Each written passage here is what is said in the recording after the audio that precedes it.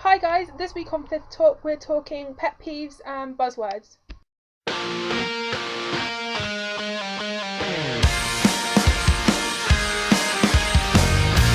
So this week's topic is kind of split up into two areas. So the first is our pet peeves.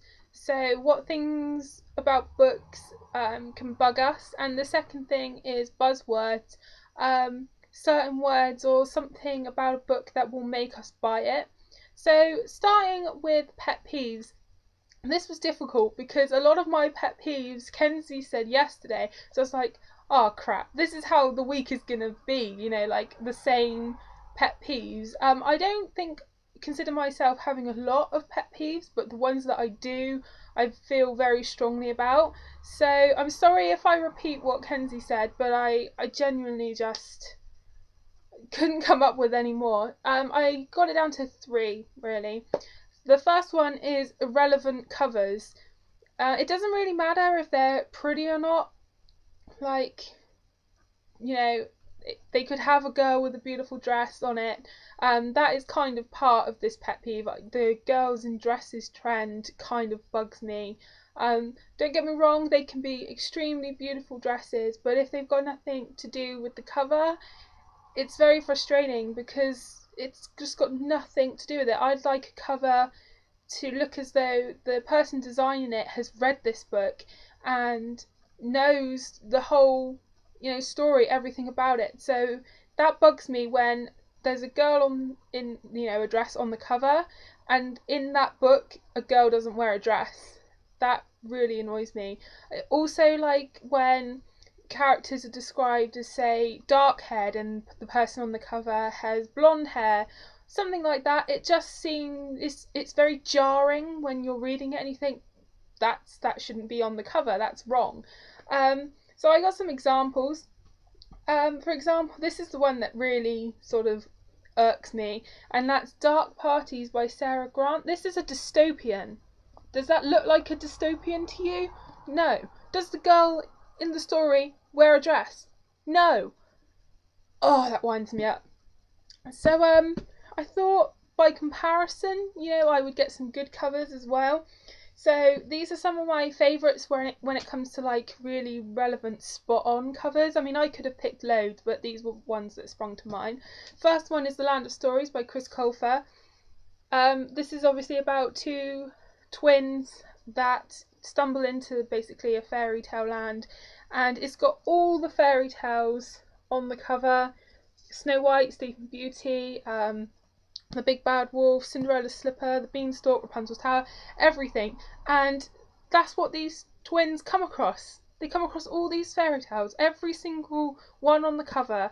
They come across the twins. That's how they're described. It's how the land is described.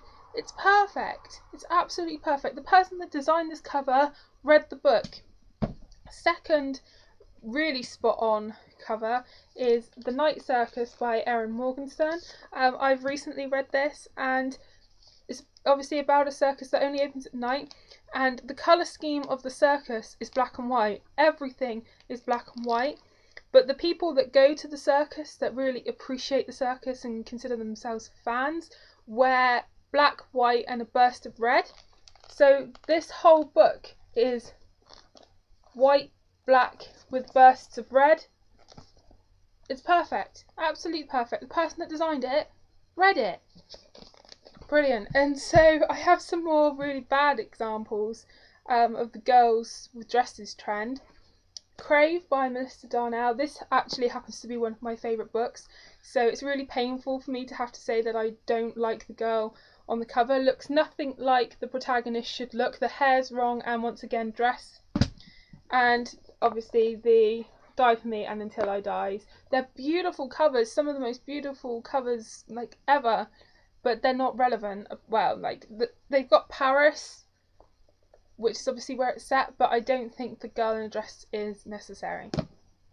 My second pet peeve is when they plaster across the cover, fans of Twilight will love this, fans of The Hunger Games will love this. Fans of those things can find their own books. It really winds me up, because then when you read it and it's not like Twilight or it's not like The Hunger Games, it's annoying. So I found some examples of that as well. Like, I mean, I know obviously fans of the series, they might like those other books, but you should let them make that conclusion, find them by themselves. More likely than not, it's going to be posted, shelved in the same place. So you don't really need to tell them that. They can find it. They're not stupid.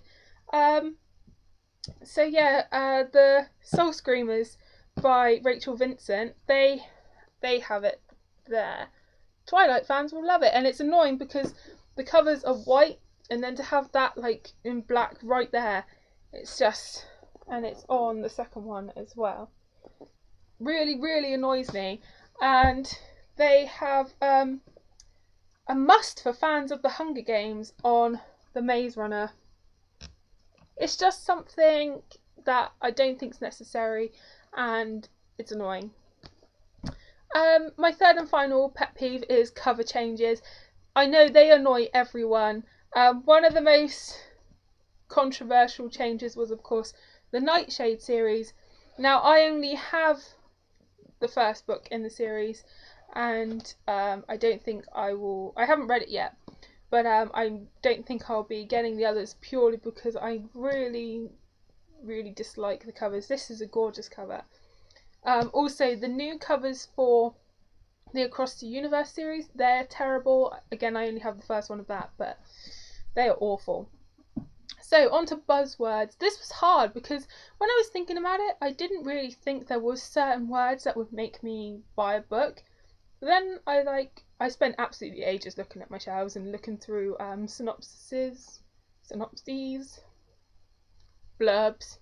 And actually, when the character's name is Noah, I love the name Noah, particularly in YA. For example, Pushing the Limits by Kate McGarry has Noah in it, and so does The Unbecoming of Mara Dyer. Love the boy's name Noah. When there's the phrase from the wrong side of the tracks or opposites attract, so like a popular boy / girl falls for geeky / boy / girl, I'm really into cliched sort of plot lines, so anything along those lines probably makes me buy it because I like the sort of predictability about it. I am kind of like a sussy romantic at heart when it comes to reading. In my real life, I'm a very cynical person, but when it comes to reading, I love to have those sort of fairy tale cliche type storylines every now and then. I mean, it's not the only thing I read, but things like Perfect Chemistry, that's very much like a Romeo and Juliet or West Side Story, like, I don't want to say rip-off, that's the wrong word, but like adaptation sort of thing along those lines. I love to read ones like that, and if those words are mentioned in the synopses, it definitely makes me look twice, if not buy it. And that's all I could really think of. So be prepared, guys, for a lot of repetition this week because I'm sure it'll happen. But this will be the last time you see us before Christmas. So I want to wish everyone a Merry Christmas or a happy holiday or, just a good week. And we shall see you after Christmas, and happy reading.